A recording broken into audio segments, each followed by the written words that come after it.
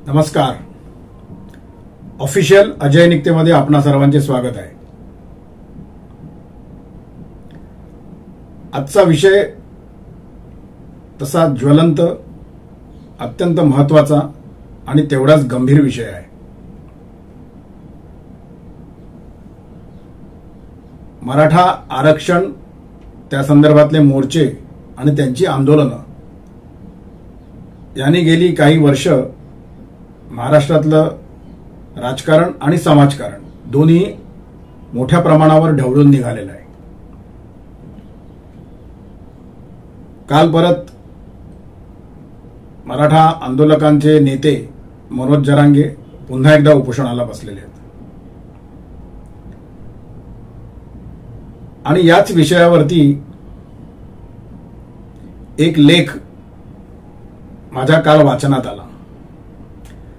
परंतु तो लेख ज्यांनी लिहिला आहे ती कोणी अशी ऐरीगैरी आसामी नाहीये. ती स्वतः गेली 15-16 वर्ष या मराठा आंदोलनाच्या संदर्भात, मराठा आरक्षणाच्या संदर्भात अत्यंत सक्रिय आहे.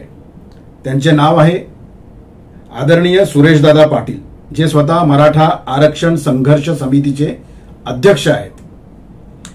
त्यांचा लेख हा गेली 86 वर्षाची प्रदीर्घ अशी अभिमानास्पद परंपरा असणाऱ्या पुढारी या वृत्तपत्रात छापून आलेला आहे. स्वतः पुढारीकार पद्मश्री डॉक्टर प्रतापसिंग जाधव यांचं मराठा आरक्षणाच्या आंदोलनामध्ये फार मोठा सिंहाचा वाटा आहे. त्यांच्या वृत्तपत्रामध्ये हा लेख छापून आल्यामुळे आणि तो सुरेशदादा पाटील, जे स्वतः अध्यक्ष आहेत मराठा आरक्षण संघर्ष समितीचे, त्यांनी लिहिल्यामुळे या लेखाचं महत्त्व फार मोठं आणि फार महत्त्वाचं आहे असं मी समजतो.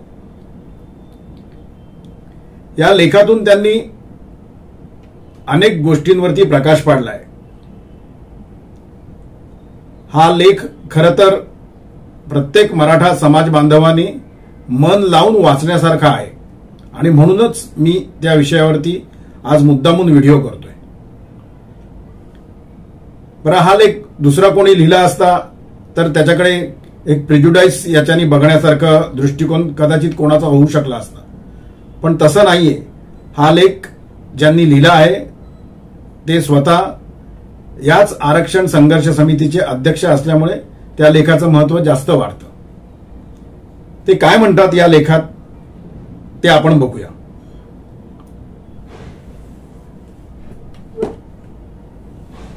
त्यांनी खरं तर या लेखामध्ये फार मोठा प्रदीर्घ लेख आहे.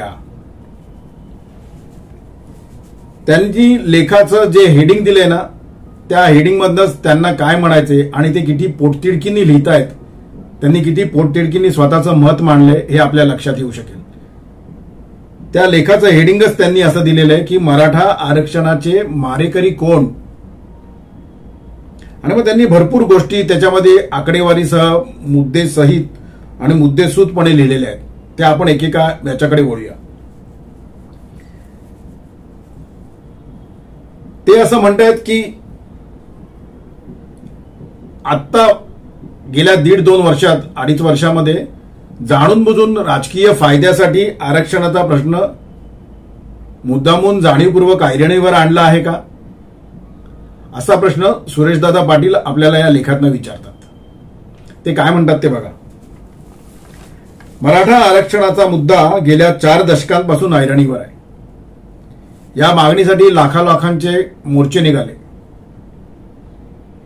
मराठा समाज रस्त्यावर उतरला. जवळपास 42 जणांनी आत्महत्या केल्या आहेत आजपर्यंत.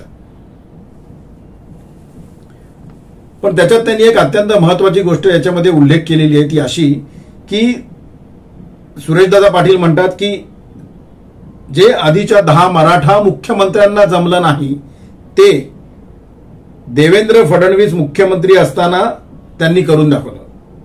त्यांचं असं म्हणणं आहे की सर्वप्रथम फडणवीस यांनीच मराठा समाजाला आरक्षण देण्याचा ठराव मंजूर करून घेतला, पण त्याच्यानंतर जे सत्तेवर आले आणि स्वतःला जाणते नेते म्हणून घेणाऱ्या शरद पवार यांनी घडवलेल्या महाविकास आघाडीला न्यायालयात या आरक्षणाची पाठराखण करता आली नाही. या आघाडीचे सूत्रधार हे स्वतः शरद पवार होते, त्यामुळे त्यांना ही जबाबदारी टाळता येणार नाही असं सुरेशदादा पाटील या लेखात म्हणतात.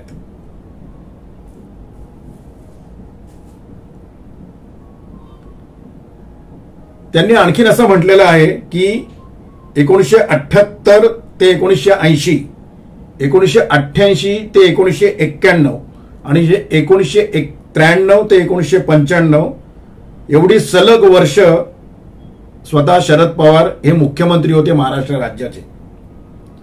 त्या व्यतिरिक्त सुरेशदादा पाटील असं म्हणतात की 1991 ते 1993 आणि 2004 ते 2014 एवढा प्रदीर्घ काळ शरद पवार हे केंद्रामध्ये केंद्रीय मंत्री होते. या व्यतिरिक्त 1999 ते 2014 आणि 2019 ते 2022 या कालावधीमध्ये महाराष्ट्रात शरद पवारांच्या पक्षाचे सरकार होते. आणि एवढं सगळं असूनही शरद पवार मराठा आरक्षणाच्या बाबतीत काहीही करू शकले नाहीत असं सुरेशदादा पाटील यांनी आपल्या त्या लेखात म्हटलेलं आहे.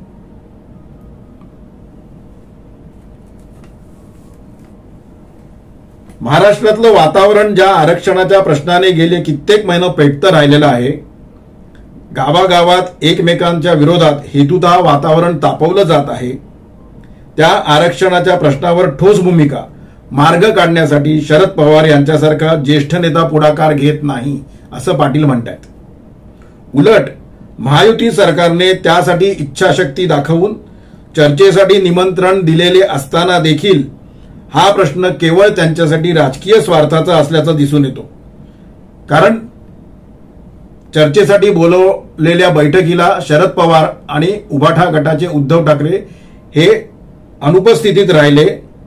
त्यामुळे आरक्षणाचा मुद्दा तसाच धगधगता राहिला तर विधानसभेत आपल्याला मराठा मतांची बेगमी करता येईल असा त्यांचा कावा आहे असं सुरेशदादा पाटील जे स्वतः मराठा आरक्षण संघर्ष समितीचे अध्यक्ष आहेत ते आपल्या लेखात म्हणतात.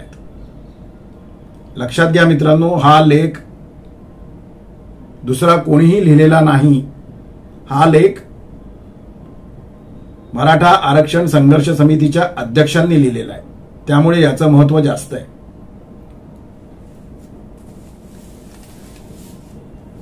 ते असं म्हणतात की मराठा समाज रस्त्यावरती का आला याचाही विचार केला पाहिजे.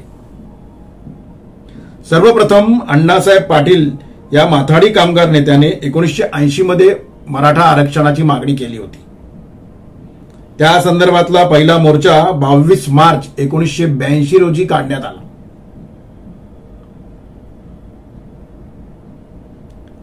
त्यानंतर मराठा समाजाचे 1978 पासून शरद पवार, बाबासाहेब भोसले, वसंतदादा पाटील, शिवाजीराव पाटील निलंगेकर, शंकरराव चव्हाण, विलासराव देशमुख, अशोक चव्हाण, पृथ्वीराज बाबा चव्हाण आणि 6.5-7 महिन्यासाठी नारायणराव राणे इतके मराठा मुख्यमंत्री या महाराष्ट्र राज्याला मिळाले. पण या गरीब मराठा समाजाला यातल्या एकाही मुख्यमंत्र्याने आरक्षण दिले नाही किंवा त्यासाठी कोणतेही सर्वेक्षण केले नाही किंवा तशी इच्छाशक्तीही दर्शवली नाही असं या लेखामध्ये पाटील म्हणतात.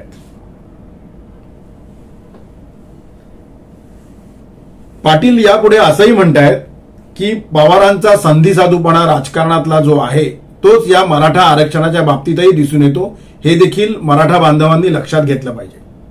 त्यांनी त्यासाठी अनेक उदाहरणं दिली आहेत. ते म्हणतात की 1978ला पुलोत सरकार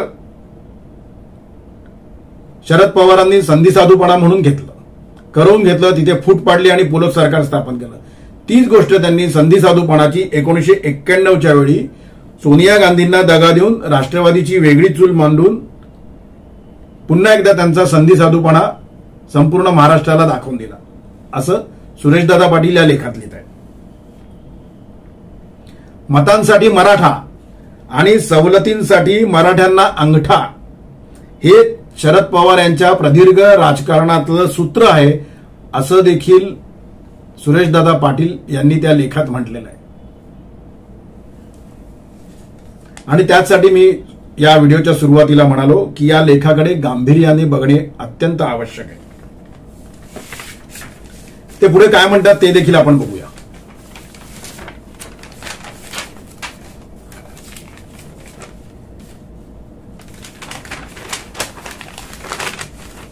ते म्हणतायत की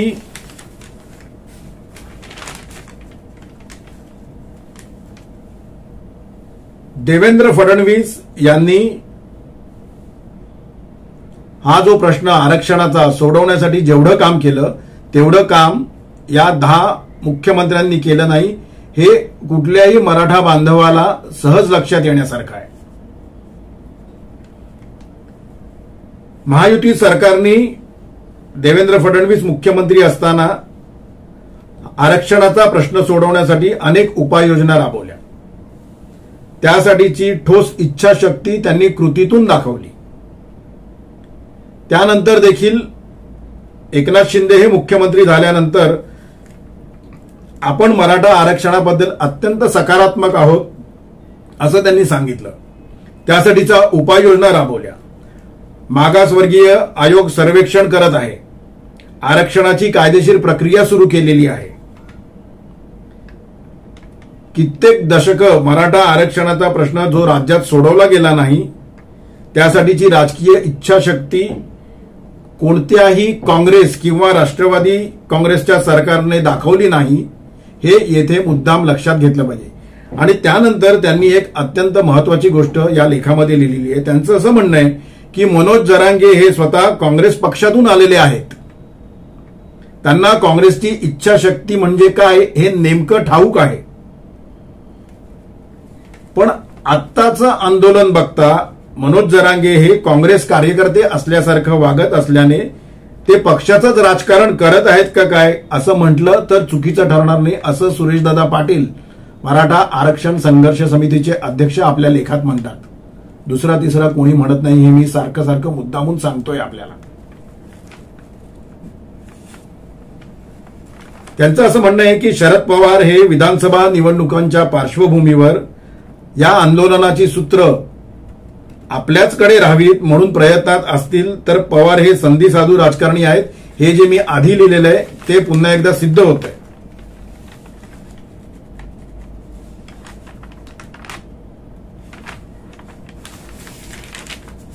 ते पुढे असं म्हणतात की सत्तेपासून दूर राहू न शकणाऱ्या पवारांनी 1978 मध्ये ज्या फोडाफोडीचं राजकारण करत पुलोतचं सरकार स्थापन केलं त्याच पद्धतीने 40 वर्षानंतर राज्यात महाविकास आघाडी लादली.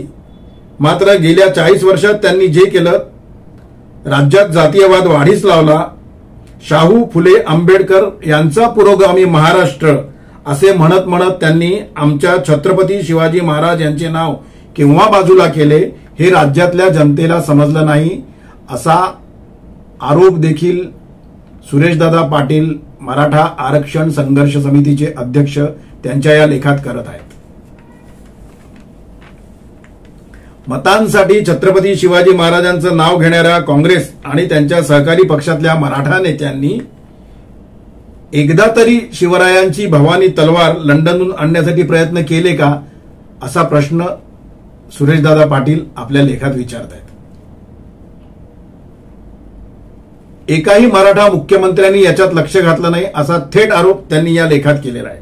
त्यांचं म्हणणं असं आहे की बॅरिस्टर AR अंतुले यांनी मुख्यमंत्री असताना भवानी तलवार आणण्यासाठी प्रयत्न केले, मात्र शरद पवार किंवा अन्य कोणत्याही मराठा नेत्याला हे कधीही सुचल्याचा दाखला माझ्या तरी ऐकिवात नाही, असं त्यांनी या लेखात म्हटलेलं आहे.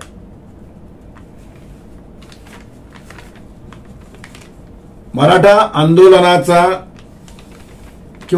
आंदोलनावरती समाधानकारक तोडगा काढण्याची नितांत आवश्यकता असतानाच राजकीय स्वार्थाची पोळी भाजण्यासाठी काँग्रेस, शरद पवार आणि उद्धव बाळासाहेब ठाकरे या लोकांनी, या नेत्यांनी, यांच्या पक्षांनी टाकलेला मुख्यमंत्री एकनाथ शिंदे यांनी बोलवलेल्या बैठकीवरचा बहिष्कार हा त्यांचा स्वार्थी राजकीय अजेंडा उघडा करणारा ठरणार आहे, असा गंभीर आरोप सुरेशदादा पाटील यांनी या लेखात केलेला आहे.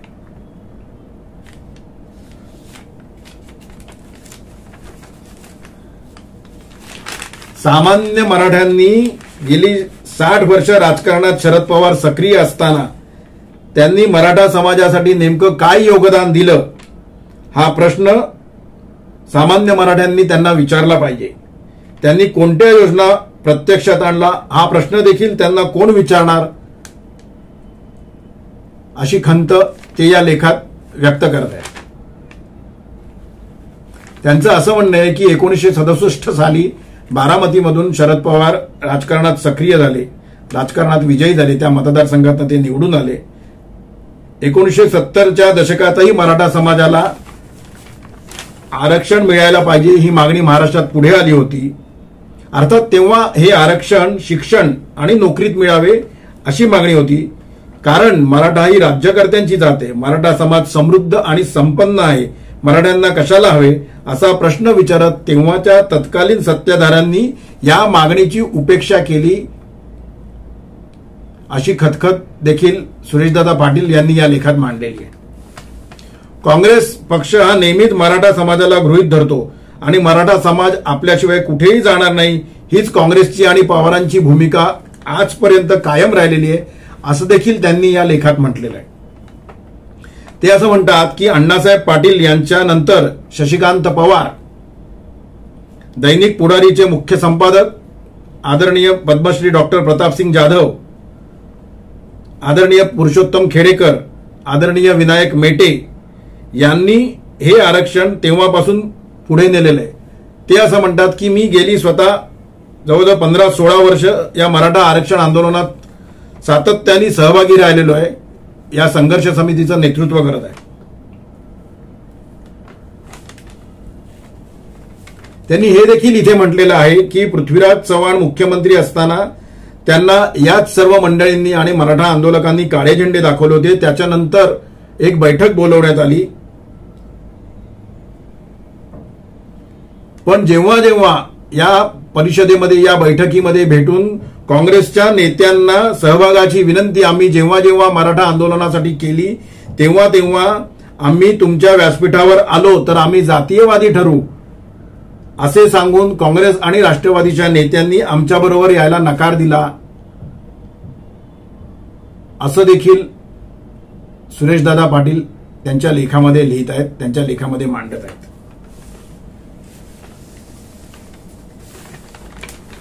ते पुढे असं म्हणतात की महाराष्ट्रात मराठ्यांची संख्या 45% आहे.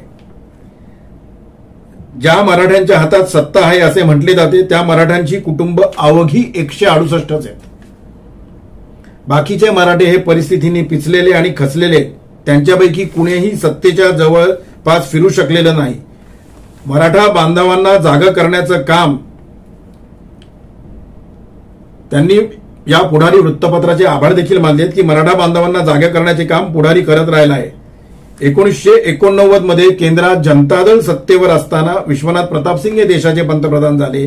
त्यांनी मंडल आयोगाच्या शिफारशी लागू केल्या, इतर मागासवर्गीय समाजाला 27% आरक्षण दिलं. तेव्हा जर शरद पवार यांच्यासारख्या मोठ्या नेत्यांनी पाठपुरावा करून आग्रह धरून मराठा समाजाचा समावेश मंडल आयोगात केला असता तर आज मराठा बांधवांना आरक्षणासाठी इतका संघर्ष करण्याची वेळ आली नसती. त्यामुळे शरद पवार हेच यासाठी अत्यंत जबाबदार आहेत, कारण तेव्हा शरद पवार हे महाराष्ट्राचे मुख्यमंत्री होते असंही त्यांनी येथे नमूद केलेलं आहे. तामिळनाडूत जयललिता यांनी 69% आरक्षण नेले, पण जाणते म्हणवणाऱ्या शरद पवारांना तसे करता आले नाही आणि शक्य असूनही त्यांनी हे पाऊल उचलण्यात कुचराई केली असा गंभीर आरोप सुरेशदादा पाटील यांनी शरद पवारांवरती केलेला आहे. या लेखात वाचताना आपल्याला पदोपदी असं जाणवतं की मराठा आरक्षणाचे मारेकरी कोण हा जो प्रश्न त्यांनी आपल्या लेखाच्या सुरुवातीला किंवा त्या हेडिंगमधनं विचारलेला आहे, तर मराठा आरक्षणाचे खरे मारेकरी कोण, या झारीतले शुक्राचार्य कोण आहेत, हे मराठा समाजापुढे आणि त्याच जोडीने संपूर्ण महाराष्ट्रासमोर यावं यासाठीच त्यांनी हा खटाटोप केलेला आहे, हा लेख लिहिलेला आहे असं समजायला हरकत नाही.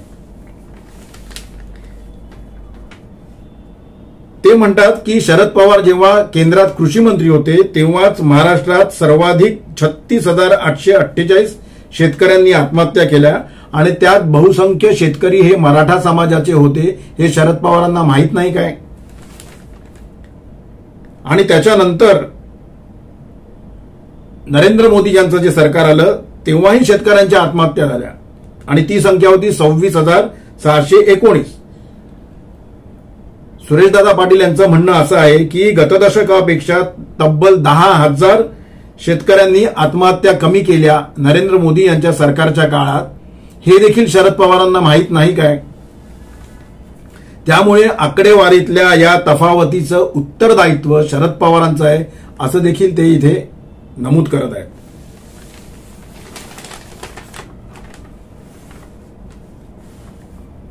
ते असं म्हणतायत की फडणवीस सरकारनं दिलेलं आरक्षण न्यायालयात टिकवण्यामध्ये महाविकास आघाडी सरकार, शरद पवार हे कमी पडले, हे मराठा बांधवांना विसरता येणार नाही. असं असताना याच नेत्यांच्या शब्दावर आता मराठा समाजाने कसा काय विश्वास ठेवायचा असा पोटतिडकीचा सवाल सुरेशदादा पाटील यांनी त्यांच्या लेखात केलेला आहे.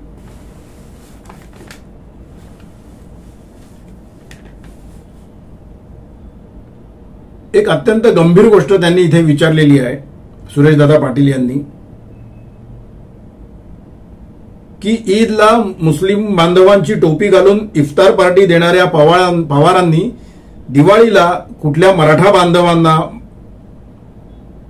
किंवा कुटुंबाबाहेर सर्वसामान्यांना कधी फराळ दिल्याचं उदाहरण तुमच्या कोणाच्या लक्षात आहे का, असं सुरेशदादा पाटील या लेखातनं प्रश्न विचारतात. त्यामुळे त्यांच्या मित्रपरिवारात देखील तुम्ही बघा की त्यांना मराठा समाजाविषयीची त्यांची किती आस्था आहे हे दिसून येईल. याचं कारण त्यांच्या मित्रपरिवारातली नावं पाहिली तर तुमच्या लक्षात येईल असं देखील सुरेशदादा पाटील यांनी या लेखामध्ये म्हटलेलं आहे. 1994चा GR ही शरद पवार यांची सर्वात मोठी चूक होती असे मराठा आरक्षणाचे अभ्यासक आदरणीय बाळासाहेब सराटे यांनी म्हटलंय असं त्यांनी लेखामध्ये मुद्दामून नमूद केलेलं आहे. त्यांचं असं म्हणणं आहे की शरद पवार यांनी समोर येऊन आपली चूक मान्य केली पाहिजे असं विधान देखील तेव्हा बाळासाहेब सराटे यांनी केलं होतं. 1994चा GR निघाला तेव्हा शरद पवार हे मुख्यमंत्री होते. सामान्य प्रशासन विभागाने 23 मार्च 1994 रोजी काढलेला हा GR जो होता तो आरक्षणाच्या मर्यादा वाढवण्यासंदर्भातला होता. त्यावेळी राज्यात 34% आरक्षण होते.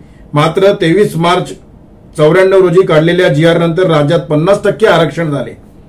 पवारांनी राज्यात असलेले 34% आरक्षण 50% केले. त्यात विमुक्त जाती भटक्या जमातीचे असलेले आरक्षण 4% 11% केले. ओबीसी आरक्षण 10% होते ते 19% केले गेले. म्हणजे आरक्षणात एकूण 16% वाढ झाली. 1994 मध्ये शरद पवारांनी त्याच वेळेला मराठा समाजाचा विचार केला नाही याची कायमस्वरूपी नोंद या GR मधनं सगळ्यांच्या लक्षात राहील असं देखील सुरेशदादा पाटील इथे म्हणतात. ओबीसी आरक्षण वाढवताना मराठा समाजाचा समावेश त्यात का केला नाही हा शरद पवार यांचाच गुन्हा आहे. मात्र त्याबद्दल कोणीही अवाक्षर उच्चारत नाही. हे मराठा समाज बांधवांचं अत्यंत दुर्दैव आहे असं देखील सुरेशदादा पाटील यांनी आपल्या या लेखात म्हटलेलं आहे. ते सर्वात शेवटी असं म्हणतात की पवारांनी राज्यातील आरक्षण वाढवताना मराठा समाजाचा यत्किंचितही विचार केला नाही हे विदारक वास्तव आहे.